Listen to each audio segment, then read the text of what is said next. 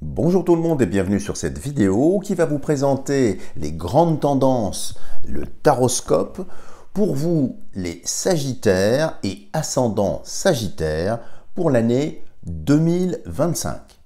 Alors bien sûr, c'est un tirage général qui peut-être ne vous correspondra pas en totalité. C'est pourquoi je vous invite à visionner la vidéo relative à votre ascendant et en croisant les informations, vous devriez, bon an mal an, avoir les grandes lignes directrices pour votre année 2025. Alors bien évidemment, si ce tirage suscite des questions, pique votre curiosité, n'hésitez pas à me consulter en privé, soit pour approfondir une des thématiques sorties, soit pour cadrer véritablement sur vous-même pour que la focale soit plus précise. Alors, pour réaliser votre tirage Sagittaire, nous allons, comme les autres signes, prélever d'abord 3 cartes qui nous serviront de surprise, donc que nous verrons à la fin du tirage dans l'oracle de Pascal. Alors, Sagittaire 2025. Et ces 3 cartes viendront... Ah, il y a déjà ici 2 cartes qui sortent. La Gorgone et la possibilité. Alors, ce qui me frappe ici en première lecture, c'est la dague de la Gorgone et l'épée. Donc ici, ça va être déjà, en termes de tonalité, il va y avoir pas mal d'opportunités, mais également pas mal de pièges, également de dangers. On va voir ça. Je les remets dans le jeu et nous allons prélever 3 cartes. Alors, Sagittaire. Et c'était déjà intéressant comme c'est sauté. Eh bien, écoutez, autant les prendre. Alors, Sagittaire. 1. Sagittaire 2025. Et Sagittaire 2025. Voilà. Nous les conservons, nous les réservons et nous les lirons à la fin de votre taroscope. Et nous allons monter votre taroscope avec l'oracle de Béline. Alors, Sagittaire. Sagittaire 2025. Et nous prélevons 24 cartes.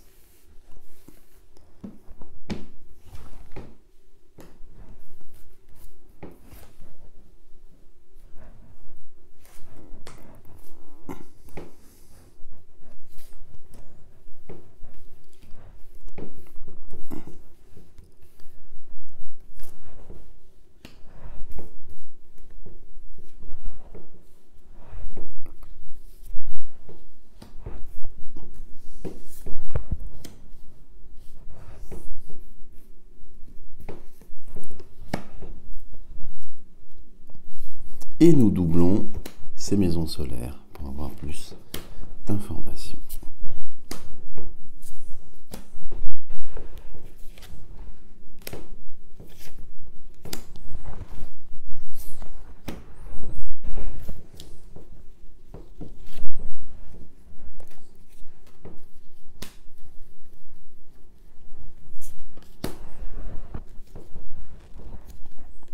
Et voilà votre tirage en 12 maisons. Je pousse l'excédent de jeu et nous allons commencer tout de suite votre tirage. Alors habituellement ça se fait en cercle, là j'aurais eu des problèmes de focale, donc on le laisse à l'horizontale, c'est la même chose. Alors nous allons commencer votre tirage, amis Sagittaire, par la maison 1, bien évidemment, qui vous correspond personnellement. Donc dans la maison 1, on voit généralement le corps physique, et puis peut-être ce qui est plus à l'intérieur, plus intime, à l'intérieur de vous. Donc voyons tout de suite ce que les cartes vous réservent pour 2025. Alors il y a ici la renommée, et il y a ici la grâce. Alors ça c'est intéressant ici, on va les prendre dans les deux sens, et comme c'est un tirage général, je vais devoir prendre plusieurs hypothèses. Alors la renommée et la grâce, c'est peut-être un retour en grâce ici, c'est-à-dire qu'il est possible que dans l'année passée ou les années passées, votre superbe eh bien, a été un petit peu entachée, salie, et là véritablement dans l'année 2025, vous allez avoir la possibilité de redorer votre blason, si ça a été le cas, et de redevenir sur le devant de la scène. en quelque sorte. Donc ça, c'est plutôt pas mal. Pareil, si vous avez été dans une situation précaire, d'indigence, peut-être perte d'emploi, pardon, ou bien situation de santé un petit peu fragile, précaire, on validera du reste peut-être cette information en maison 6 un petit peu plus loin. Eh bien ici, c'est un retour en grâce, c'est donc des solutions, des choses qui vont vous être apportées.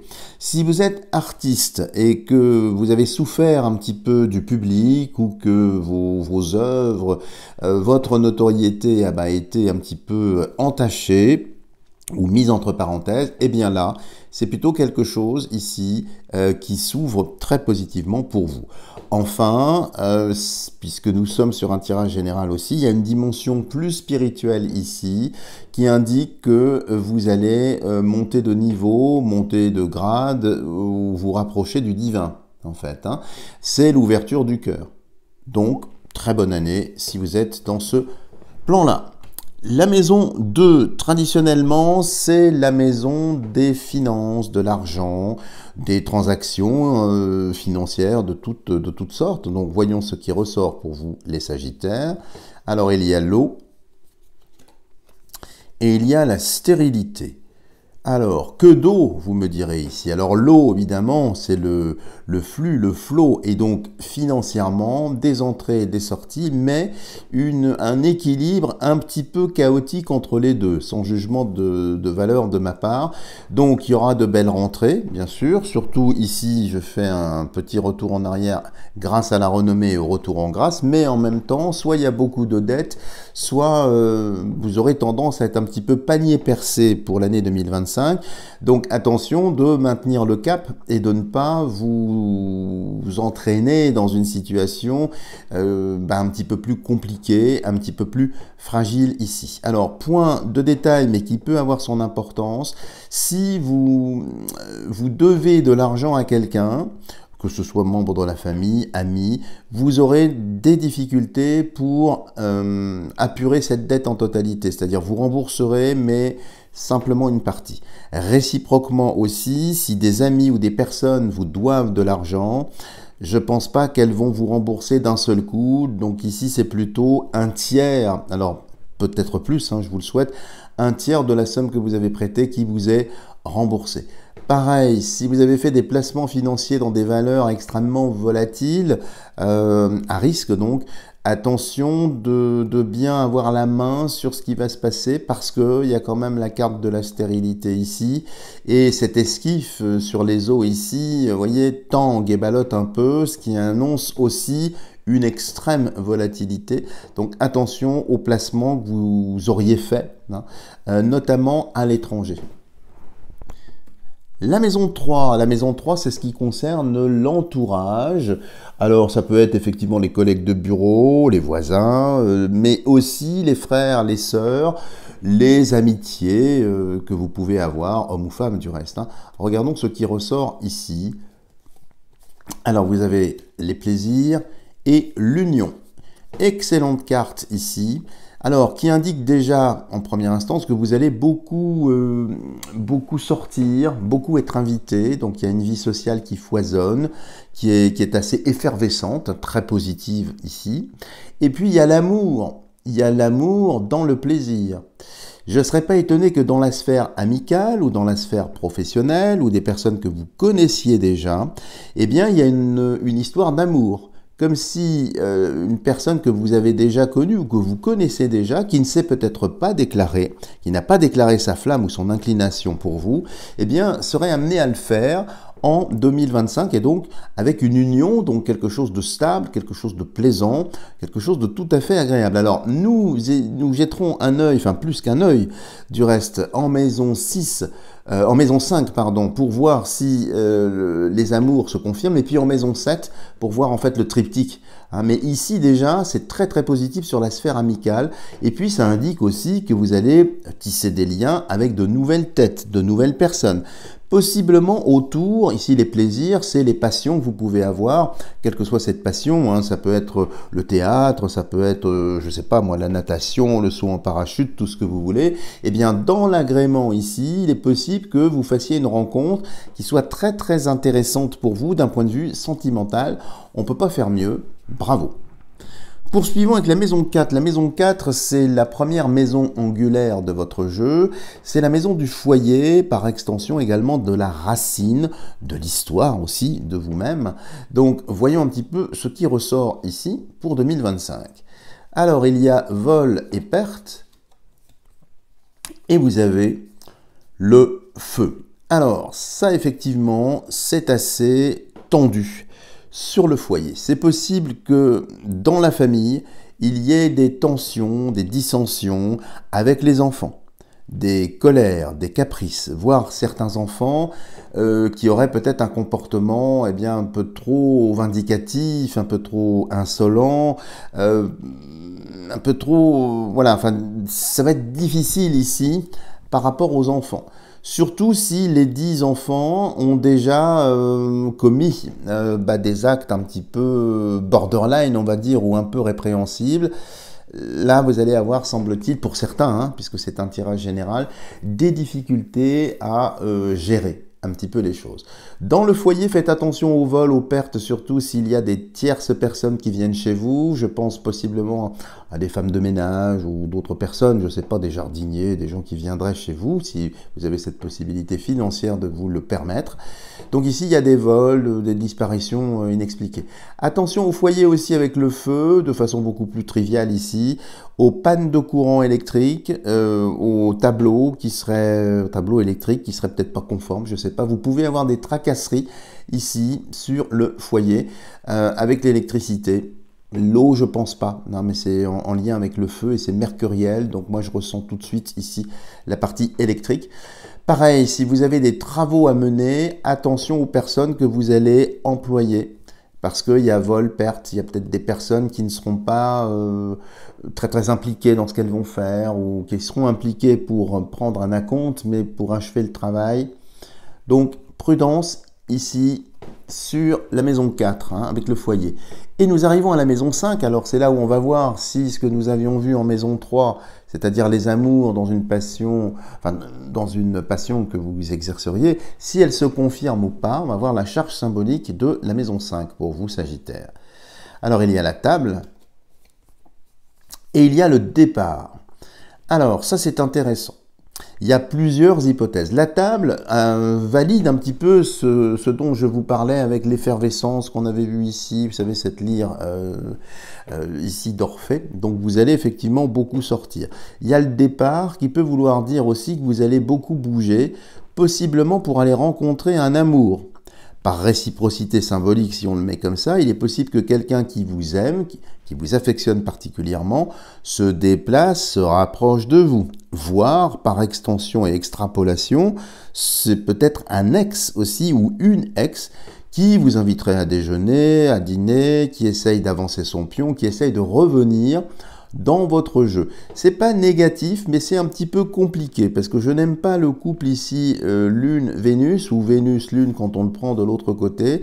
C'est souvent illusoire. Donc il est fort possible que si vous êtes célibataire et que vous cherchiez l'amour durable, eh bien ne le cherchez pas spécialement trop loin, vous voyez le départ. Et là, ça a l'air de valider ce qu'on avait vu en maison 3, c'est-à-dire dans un cercle assez restreint, assez proche de vous, où il y aurait effectivement la possibilité de rencontrer quelqu'un.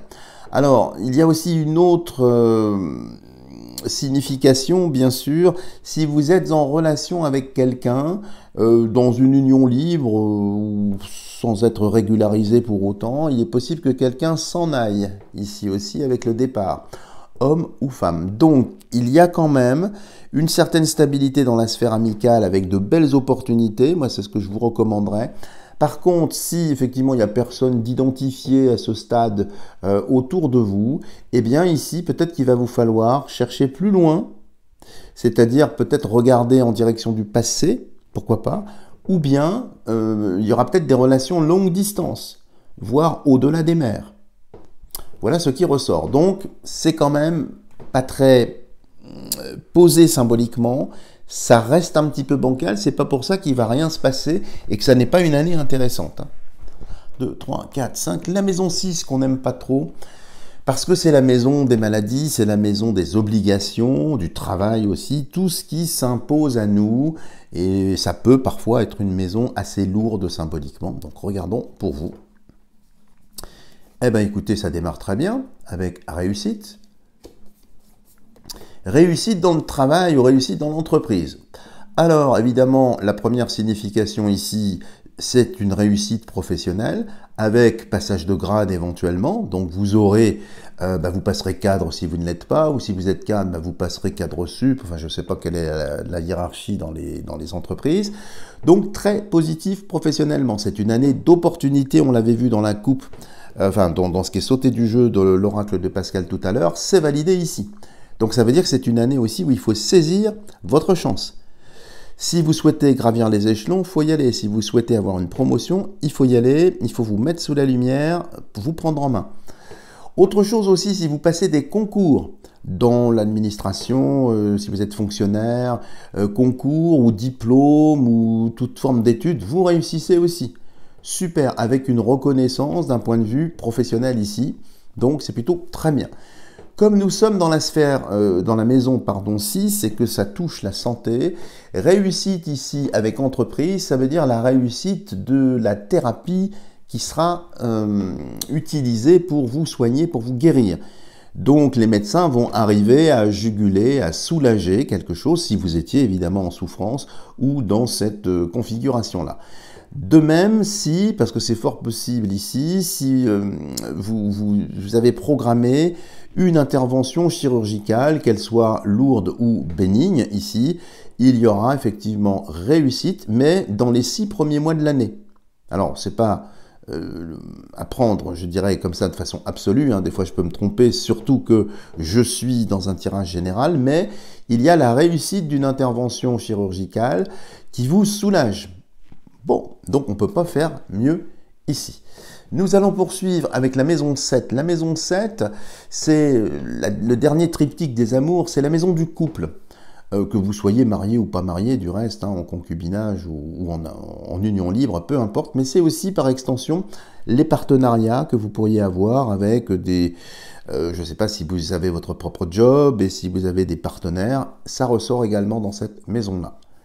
Alors ici, il y a le cloître et il y a les amours. Paradoxal, n'est-ce pas? On pourrait presque croire que c'est un amour enfermé. Alors ici, ça peut annoncer, si vous êtes en couple, justement, maison 7 oblige, eh bien que vous soyez un petit peu autosuffisant, un petit peu en fusion, ça n'a rien de péjoratif quand je dis ça, très colleux, comme on dit dans certaines régions de France ici, parce que cet amour, eh bien il est enfermé, il est protégé. Comme s'il y avait une sorte de sécession faite par le couple qui aurait tendance à vous isoler, ou tout au moins à filtrer les personnes que vous seriez à même de voir. Donc ce serait plutôt être socialement sélectif. Alors ça peut sembler paradoxal cela avec ce que nous avons vu justement en maison 3, mais voyez, on trouve encore ici l'union, hein, les cœurs. Alors ici, dans un foyer, ici, au-dessus d'un aigle. Et on pourrait presque dire, d'un point de vue graphique, iconographique, que, vous voyez, la lyre, c'est vertical. La herse aussi, c'est vertical. Donc il y a deux mesures, deux mélodies. Une gracieuse et une un peu plus lourde, on va dire. Donc ici, pour les couples, très bonne année si vous êtes dans une situation agréable, où tout va bien. Par contre, si vous êtes dans une situation tendue, orageuse, dans laquelle il y a déjà eu peut-être un fossé qui avait tendance à vous séparer, ou si vous faites chambre à part, ou des choses comme ça, là, le cloître, eh bien, cette herse, vous voyez, vient séparer les deux cœurs. C'est-à-dire qu'elle vous enferme, mais elle vous coupe également l'un de l'autre. Et ça peut amener, alors ça on verra dans la fin de votre jeu ici, peut-être des décisions un petit peu plus radical. D'où ce qu'on avait vu ici, vous voyez, un départ, un éloignement, une sorte de sécession. C'est-à-dire vous êtes ensemble, mais chacun vit dans son monde, dans son univers. C'est possible, en tout cas ici, intéressant. Alors, pareil, en maison 7, si vous travaillez à votre compte et que vous avez un partenaire ou quelqu'un avec lequel vous envisagez de vous associer, Prudence quand même sur l'association. Elle peut sembler tout à fait intéressante, sauf qu'il y a une forme d'enfermement. Donc peut-être que cette personne va créer une situation d'hyperdépendance par rapport à vous, soit elle va prendre l'ascendant, le pouvoir, ou réciproquement. C'est vous qui aurez peut-être tendance à prendre le contrôle, l'ascendant, ce qui pourra déplaire à cette personne qui aurait une certaine susceptibilité, et vous retrouvez finalement avec une sorte d'hygiaphone venant diviser votre action. La maison 8. Alors la maison 8, c'est la maison des métamorphoses, des transformations, c'est aussi la maison de la mort, là où on voit les morts généralement. Donc on va voir un petit peu ce qui sort, ça peut être une maison un peu lourde. Et puis c'est une maison proche de la spiritualité aussi, on s'éloigne un petit peu du corps physique. Alors fatalité ici, avec les pénates. Alors la première, je vous ai dit que c'était la maison des morts, et bien ici je ne serais pas étonné que pour certains sagittaires, il y ait des décès dans l'année 2025, avec possiblement les pénates un héritage ou des questions qui vont se poser sur des biens immobiliers. On peut les mettre dans les deux sens, du reste, c'est pareil. Donc ça, c'est pas spécialement une bonne nouvelle. Cela étant donné que c'est surmonté de l'eau et de la stérilité, ça indique très clairement, si vous étiez concerné, que la personne malheureusement qui va fusionner avec l'éternel, était déjà dans un état précaire. Ça n'est pas très surprenant.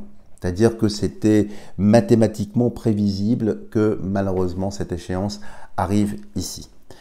Ici, il y a aussi autre chose, puisque nous sommes en maison 8 et que c'est la transformation également spirituelle. C'est la fin d'une certaine conscience matérielle, d'une certaine horizontalité. Et ça, on l'avait vu dès le départ, vous voyez, il y avait la grâce.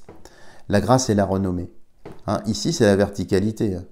Donc, vous allez vers la verticalité et vous allez quitter l'horizontalité. Donc, d'un point de vue spirituel, il y a une belle avancée ici. C'est une forme de mort, ou plutôt de transformation, de finitude d'une façon de voir les choses pour effectivement vous élever. Et les pénates, je vous rappelle, c'est un très vieux mot français qui signifie être chez soi. Donc, revenir à la source, revenir dans une certaine intégrité, avec une certaine conscience aussi. Donc, intéressant, cette maison 8, une belle transformation, de belles avancées sur le plan spirituel ici, et puis une aide, un coup de pouce. La maison 9, c'est traditionnellement la maison de l'étranger, qui indique les liens avec l'étranger. Peut-être que vous avez de la famille à l'étranger, ou peut-être des connaissances, je ne sais pas, affectives, professionnelles à l'étranger, mais c'est aussi la maison des procès.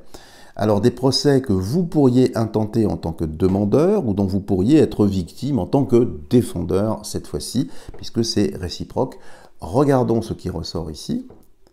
En maison 9, alors il y a le bonheur, joie et bonheur, et il y a ici le hasard. Alors ça peut sembler paradoxal, mais moi ce qui ressort spontanément, c'est les couronnes ici. Les couronnes des deux côtés, avec le hasard. Donc si effectivement, on va commencer par les procès, si vous avez intenté un procès contre votre employeur, contre, je ne sais pas moi, une instance, je ne sais pas, public, privé, peu importe, eh bien ici, vous allez réussir. Réussir en première instance, mais il y a le hasard. Ce qui veut dire que vous n'aurez pas gain de cause en totalité, vous serez blanchi, si c'est juste, je dirais, une reconnaissance morale de votre virginité sans aucun problème. Par contre, ici, il est fort possible que l'interlocuteur soit ne négocie pas, soit maintienne une position un petit peu ferme, mais il y a quand même, au global, la résolution, d'accord, de l'affaire. Possibilité d'interjeter appel pour la partie tierce ici, d'accord? Alors, réciproquement, si vous êtes vous-même attaqué, c'est exactement la même symbolique, mais dans l'autre sens. C'est-à-dire que votre dossier est bien défendu, bien monté. Vous aurez un échappatoire, c'est-à-dire la possibilité d'interjeter appel, peut-être pour jouer les prolongations, mais surtout pour apporter des éléments factuels qui vous permettront de vous défendre de façon positive. Donc sur la partie juridique, judiciaire, c'est très bien. De même, si vous envisagez de négocier un départ ou de faire une rupture conventionnelle, alors là, c'est positif, mais pas en totalité. C'est-à-dire qu'il faudra négocier. Il y a des points qui effectivement seront un petit peu plus ardus à obtenir, mais globalement, Alors là, c'est plutôt pour l'automne, c'est plutôt vers la fin de l'année 2025. Il vaudrait mieux attendre du reste cette période-là pour procéder à la négociation et obtenir évidemment gain de cause. Nous poursuivons avec la maison 10, c'est la maison la plus éclairée, la maison du zénith. Donc la partie, c'est dans cette maison-là où en principe, les événements les plus importants ressortent symboliquement. C'est pas toujours vrai, mais je maintiens un petit peu, je dirais, la symbolique. Donc on va voir ici. Ben écoutez, ça m'a l'air quand même d'être vrai avec cette élévation magnifique. Mais regardez le contraste avec l'accident en maison 10. Alors on dirait presque que l'évolution, l'élévation, une tentative donc d'aller bien, et paf, patatrac, ça retombe.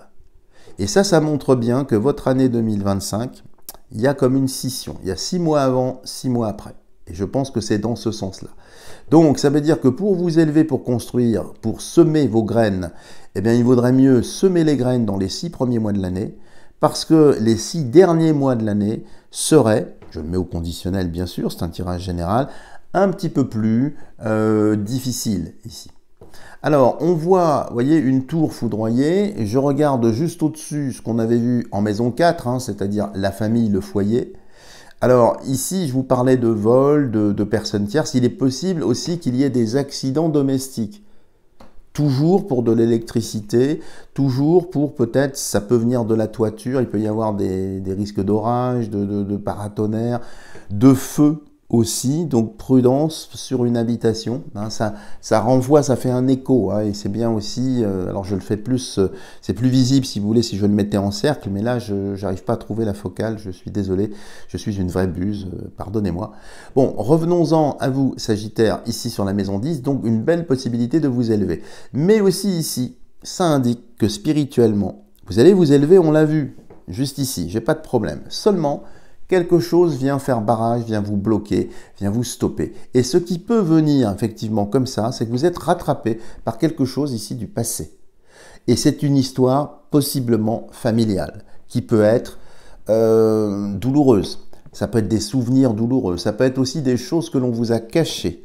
Une tension aussi, peut-être dans une fratrie, entre frères, sœurs, ce genre de choses. Comme si des événements extérieurs, malgré cette belle élévation intérieure, eh bien, étaient parasités, si l'on peut dire, par des accidents aussi. Et puis ça peut montrer aussi, on avait vu fatalité ici sur Saturne, ici c'est martien, peut-être qu'il va y avoir effectivement des accidents aussi dans votre famille et des décès liés à ces accidents. Je pense éventuellement, quand je vois ça, la pointe de Mars ici, évidemment à la seringue miraculeuse, ça ne vous surprendra pas, je pense. La maison 11, alors là on plonge un petit peu dans l'ombre, dans votre intimité, dans les choses un petit peu plus cachées, possiblement archaïques. Donc la maison 11, c'est un petit peu votre ombre. Donc on va regarder un petit peu ce qu'il y a ici. Alors il y a l'inconstance et il y a la carte bleue. Alors la carte bleue, comme vous le savez, dans l'oracle de Béline, neutralise la partie négative, si tant est qu'il y en ait, d'une carte. Donc là, l'inconstance, ce personnage qui souffle sans trop savoir où il souffle, c'est pas très concentré, eh bien ça vient plutôt, la carte bleue, filtrer son souffle, et donc ici en maison 11, c'est l'humeur, c'est votre humeur, ici dominée possiblement par la lune, et il est possible que vous ayez des sautes d'humeur, parfois de grandes euphories, parfois, alors peut-être pas des dépressions, mais un dégoût, un désamour, des choses comme ça. Donc ça risque peut-être sur la sphère émotionnelle à l'intérieur de vous, vous vivrez sans doute des scènes qui vont possiblement dans la famille, possiblement autour de vous, et bien des scènes qui vont avoir tendance peut-être à vous agacer, à, je sais pas, vous mettre un petit peu mal à l'aise. Il n'y a rien de funeste, ici bien évidemment, mais surveillez votre humeur, essayez de rester au top à chaque fois, utilisez bien ce beau réseau que vous avez ici, sortez, ayez des amis, profitez un petit peu de l'existence, essayez de remettre des couleurs aussi dans votre vie. Il y a une petite tristesse ici, un petit peu cachée, qu'on n'aime pas trop avouer, donc essayez de la combattre en mettant des couleurs, ressortez vos feutres colorés et surtout débordez, ne restez pas dans la case. Vous êtes Sagittaire après tout. Et la maison 12 ici, qu'on n'aime pas trop, parce que c'est la maison des maladies graves, c'est la maladie, enfin les maladies graves, mais aussi les coups du sort, du destin, bon, c'est une maison souvent très très lourde, mais pas toujours. Et bien ici, regardez ce qu'il y a le changement et le trafic. Alors ici, changement de travail. On l'avait vu de toute façon précédemment avec le changement de travail ici, de travail à réussite. Vous vous souvenez, je vous la refais voir, travail réussite.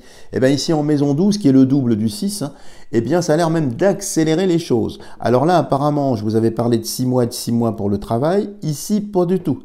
C'est-à-dire que tout le long de l'année, vous allez avoir des opportunités, des choses à saisir, des avancées. Donc faites-vous plaisir, postulez, allez-y, en ayant confiance en vous. Alors, il y a des changements aussi d'un point de vue médical ici, avec ce caducée.